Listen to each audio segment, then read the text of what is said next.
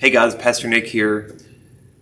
So every Thursday, I'm going to try to start uploading a video of maybe a little nugget that we pull out from our Wednesday night. And I want to challenge you guys with some things and maybe give you some thought-provoking things about what we're having Scripture revealed to us on Wednesday nights, and hopefully encourage you to come join us.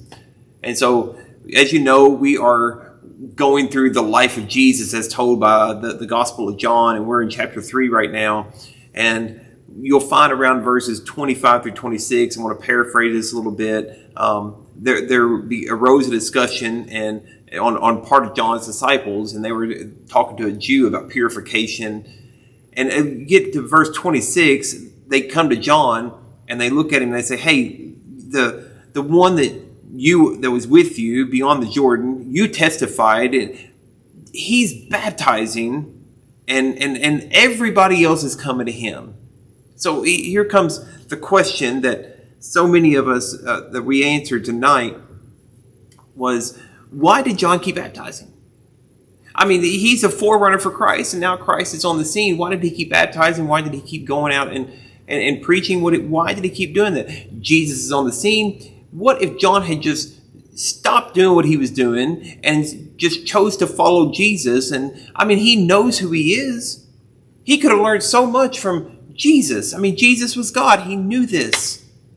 And yet he chose to keep preaching. He chose to keep baptizing. Well, here's the answer that I want you all to consider. John kept doing that because that's what God had called him to do, to continue to point people to Christ. And the thing about his calling was his calling put him in danger. It got him in prison, ultimately got him beheaded. Now, John could have worshiped God in other ways. He could have just followed Jesus around and tried to learn how to be more like him and lead others and maybe even taught his disciples a thing or two. I don't know. But John chose to keep following in his calling, even though it left him uncomfortable, left him in prison, and ultimately, again, cost him his life. So let me ask you something, and I want you to consider this as a good thought-provoking question. Are you trying to worship God in your comfort? What's easy for you? Or are you trying to worship God by walking in the calling that God has for your life? I think if you would learn to walk in your calling, you'll see the blessings of God more than you do trying to walk in the blessings of God by doing things in your comfort.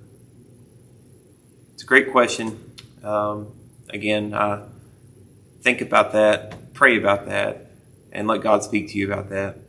I love you guys. God bless you. Hope to see you Sunday morning right here at Glens Fork.